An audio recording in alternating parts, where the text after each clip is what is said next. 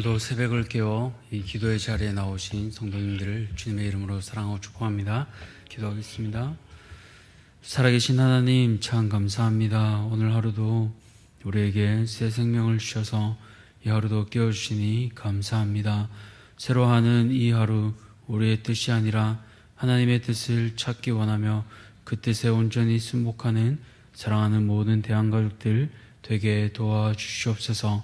이 하루 우리에게 주시는 말씀을 따라 우리의 본성을 거스르게 하시고 우리 안에서 말씀하시는 그 성령님 앞에 날마다 우리가 성화되어 영화의 저 끝까지 닮아갈 수 있도록 주님 은혜 베풀어 주시옵소서. 하나님 이 시간 교회의 모든 직분자들을 위하여 기도합니다. 직분은 주님께서 주신 선물이며 섬기기 위한 것임을 기억해 하여 주길 소원합니다. 하나님 날마다 예수님 닮아 어떻게 하면 우리의 지체를 더욱 잘 섬길지 우리에게 주신 직분을 기억하며 날마다 섬기는 모든 직분자들 되게 도와주시옵소서. 주님 이제 다음 세대 사역이 시작됩니다. 여름 성경학교를 통하여 또 여름 수련회를 통하여 하나님 사랑하는 우리 자녀들이 살아계신 하나님을 만나는 하나님 거룩한 시간들 되기를 간절히 소원합니다. 준비하는 모든 손길 위에 은혜 베풀어 주시고 하나님 이 시간들을 통하여 우리 아이들에게 평생 하나님 정말로 이 아이들의 인생이 바뀌어질 하나님 놀라운 시간이 될 수 있도록 은혜 베풀어 주시옵소서. 이를 위하여 모든 교회 성도들이 함께 마음 모아 기도하게 하시고 하나님 복된 은혜의 시간이 되도록 은혜 베풀어 주시옵소서. 특별히 하나님 또 우리의 청년들을 위하여 기도합니다. 참 시대가 어려운 가운데 있습니다. 그러나 우리의 청년들을 붙잡아 주셔서 하나님 세상을 능히 이길 한 청년들 되도록 도와주시옵소서. 타지에 나가 있든지 구문에 있든지 해외에 있든지 하나님 말씀 따라 살아가는 귀한 자녀들 되게 하시고 이 자녀들을 통하여 대한교회의 다음 기둥들이 든든히 서가는 은혜의 시간들 되게 도와주시옵소서. 우리 가운데 아픈 성도들이 있습니다. 하나님 이 성도들을 기억하여 주시고 영적으로 육적으로 아픈 성도들 하나님 만져주셔서 이들이 회복되고 주님 앞에서 거룩히 회복되는 놀라운 은혜의 역사가 있게 도와주시옵소서. 이제 말씀을 듣습니다. 이 말씀 가운데 주님 만나는 시간 될 수 있도록 은혜 더하여 주시옵소서. 모든 것들 감사드리며 살아계신 우리 구주 예수 그리스도 이름으로 기도드렸습니다. 아멘. 오늘 하나님께서 우리에게 주시는 말씀은 레위기 27장 14절에서 34절까지입니다. 레위기 27장 14절에서 34절까지 말씀, 제가 가진 구약성경 191쪽입니다. 레위기 27장 14절에서 34절까지 말씀 우리 다 찾으셨으면 함께 교독하겠습니다. 만일 어떤 사람이 자기 집을 성별하여 여호와께 드리려 하면 제사장이 그 열간의 값을 정할지니 그 값은 제사장이 정한 대로 될 것이며 만일 그 사람이 자기 집을 물으려면 내가 그 값을 정한 돈에 그 5분의 1을 더할지니 그래야면 자기 소유가 되리라.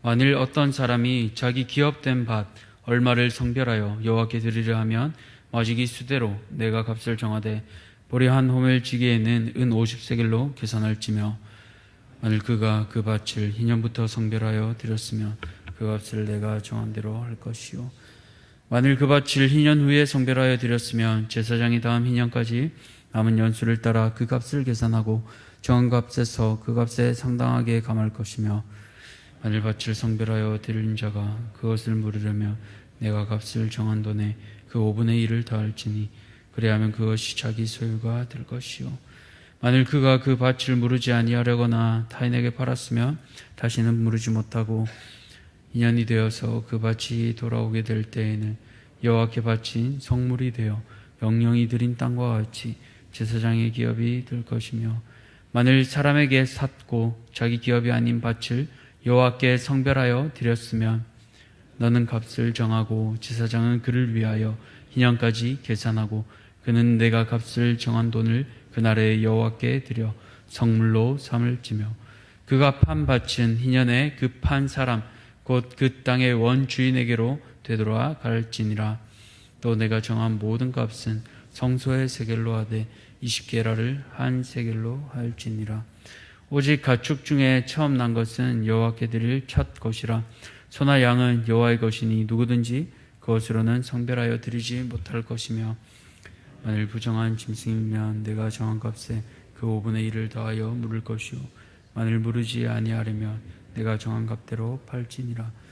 어떤 사람이 자기 소유 중에서 오직 여호와께 온전히 바친 모든 것은 사람이든지 가축이든지 기업에 바치든지 팔지도 못하고 물으지도 못하나니 바친 것은 다 여호와께 지극히 거룩함이며 온전히 바쳐진 그 사람은 다시 물으지 못하나니 반드시 죽일지니라. 그리고 그 땅의 10분의 1 곧 그 땅의 곡식이나 나무의 열매는 곧 10분의 1은 여호와의 것이니 여호와의 성물이라. 또 만일 어떤 사람이 그의 11조를 물으려면 그것의 5분의 1을 더할 것이요 모든 소나 양의 11조는 목자의 지팡이 아래로 통과하는 것에 10번째 것마다 여호와의 성물이 되리라. 그 위열을 가리거나 바꾸거나 하지 말라. 바꾸면 둘 다 거룩하리니 물으지 못하리라. 함께 읽겠습니다.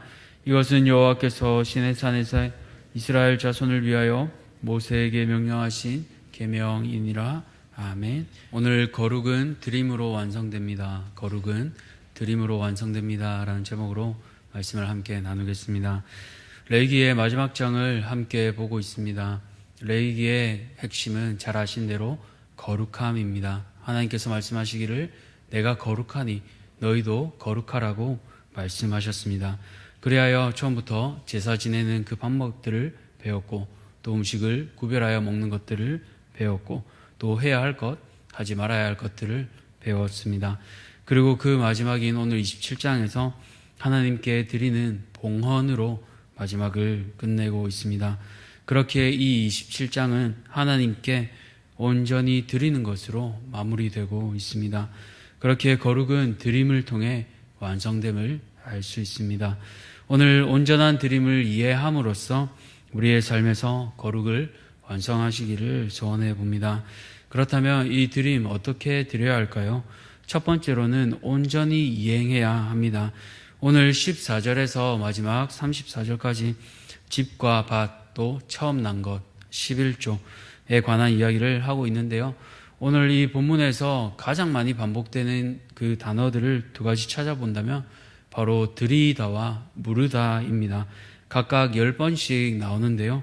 이 말은 무엇을 의미할까요? 처음에는 하나님께 드리려고 하는 선한 마음이 있지만 사람의 연약함에 물고 싶은 마음이 또 생기는 것을 볼 수 있습니다. 즉 우리 마음에 두 마음이 있다는 것입니다. 드리고 싶은 마음과 물고 싶은 마음, 이것이 계속 싸우는 것입니다. 그래서 하나님께서는 우리의 연약함을 아시고 이것을 물을 수 있도록 허락하셨습니다. 그러나 물으는 것 가운데도 절차가 있습니다. 오늘 본문 14절에서 15절을 보시면 집을 성별하여 드리려다가 물으려고 하는 그 얘기가 나옵니다. 집을 드리려고 하다 물으려고 하면 5분의 1을 다시 더해서 자신의 집으로 돌릴 수 있습니다. 즉 집값의 20%를 더해야 자신의 집이 되는 것입니다. 예를 들어 요즘 우리 현대로 돌아보자면 집을 성별했다고 하고 또 다시 물은다고 치면 집값이 5억이라고 가정했을 때 20%인 1억을 다시 더해서 즉 6억을 지불해야 성별했다가 물을 수 있는 것입니다. 이것을 통해 함부로 서원하지 말 것도 하나님께서는 생각하게 하시는 것입니다. 16절에 나오는 밭도 마찬가지입니다. 밭을 한마지기에 보리 한 호멜이라고 얘기하고 있는데 이 호멜은 230리터 정도 되는 큰 단위입니다. 리터로 얘기하니까 좀 와닿지 않은데 평으로 환산하니까 한 1200평 정도 된다고 합니다. 이 한 호멜을 50세겔로 계산하라고 했는데 이것은 일반 노동자의 5년치 수입에 해당한다고 합니다. 요즘으로 쳐서 연봉 3천만 원이라고 계산했을 때 5년 1억 5천만 원입니다. 여기서 물으려고 하면 20%를 더해야 하니 신중하게 생각해야 하는 것입니다. 이토록 하나님께서는 서원했다면 반드시 이행하도록 하시되 마음이 변하면 값을 치르도록 하십니다. 이것은 서원을 가볍게 여기지 말라는 것입니다. 왜 가볍게 여기면 안 될까요? 그 서원의 대상이 사람이 아니라 바로 하나님이기 때문입니다. 우리도 사람과 약속을 하고 그 약속을 깨뜨리면 그 사람과의 관계에 금이 갑니다. 하물며 사람도 그럴진데 거룩하신 하나님 앞에 그렇게 하지 말라는 것입니다. 그런데 우리 안에 있는 그 연약함 때문에 그 연약함이 우리의 마음을 바꾸도록 합니다. 처음에 드리려고 했는데 가만히 마음을 들여다보니 아깝게 됩니다. 그렇게 사도행전에 나오는 아나니아와 삽비라가 그렇습니다. 이것은 바로 우리 안에 있는 욕심 때문입니다. 그 욕심은 계속해서 내가 주인이라고 외치게 합니다. 하나님이 주인이신데 계속해서 가짜 주인인 내가 행사하도록 내 권리라고 외치도록 만듭니다. 그러나 사실은 하나님께서 우리에게 맡겨주신 것입니다. 직장도 하나님이 허락해 주신 것이며 살 수 있는 집도 하나님이 주신 것입니다. 더 나아가 이 모든 것을 할 수 있도록 하나님께서는 우리에게 호흡하며 이 자리에 있게 하셨습니다. 이것은 모두 하나님의 은혜입니다. 그런데 계속 하나님 것을 내 것이라 착각하며 산다면 그것은 바른 신앙이라 얘기할 수 없습니다. 바른 신앙 고백은 바로 하나님의 것을 하나님께 온전히 드릴 때 이루어집니다. 사랑하는 성도님들, 하나님 앞에 드린 것은 참으로 귀한 일입니다. 그렇게 거룩은 드림을 통해 완성됩니다. 그러나 우리 안에 있는 연약함 때문에 이것이 우리를 가로막기도 합니다. 기도할 때 또 하나님께 드릴 것을 마땅히 드릴 수 있는 우리가 되도록 함께 기도하시면 좋겠습니다. 하나님께서는 금액의 크고 작음이 아니라 우리의 마음을 받으십니다. 그 하나님 앞에 온전히 드림을 통해 이행함을 통해 거룩함을 이루어 가시는 성도님들 되시기를 축복합니다. 두 번째로는 또 구별해서 드려야 합니다. 오늘 마지막 부분에는 11조 이야기가 나오고 있습니다. 30절을 보시면 땅의 10분의 1, 곧 그 땅의 곡식이나 나무의 열매는 10분의 1이 하나님의 것이며 성물이라고 기록하고 있는데요. 왜 곡식, 과일, 열매, 가축 등 모든 소산의 10분의 1을 드려야 할까요? 11조를 드리는 이유는 하나님께 그분의 백성인 우리가 이 모든 것을 누리게 하셨음을 기억하며 감사하기 때문에 드리는 것입니다. 또한 내게 주신 이 모든 것이 하나님의 것임을 다시 한번 고백하는 것입니다. 그런데 32절을 보시면 또 소와 양의 11조의 방법이 조금 특이한데요. 이 가축들을 지팡이 아래로 통과하게 하고 10번째 것마다 구별해서 여호와의 성물 즉 11조로 드리도록 합니다. 왜 이런 방법을 썼을까요? 가축 중에 좋은 것도 있고 또 상한 것도 있습니다. 인간적인 마음에 본능적으로 좋은 것은 내가 가지고 싶고 덜 좋은 것을 대신 바치고 싶을 수 있는 마음이 있습니다. 하나님께서 그것을 아시기에 랜덤으로 10번째로 지나가고 또 그것이 지나가면 바꿀 수 없도록 하시는 것입니다. 이처럼 10분의 1, 이 11조는 마땅히 하나님께 드려야 할 물질입니다. 오늘날 이 11조에 대한 논쟁이 참 많습니다. 진보적인 입장에서는 이 11조는 폐지되었다고 말하기도 합니다. 그러나 예수님께서는 누가복음 11장 42절에 이렇게 말씀하셨습니다. 화 있을진저 너희 바리새인이여 너희가 박하와 운향과 모든 채소의 11조는 드리되 공의와 하나님께 대한 사랑은 버리는도다. 그러나 이것도 행하고 저것도 버리지 말아야 할지니라.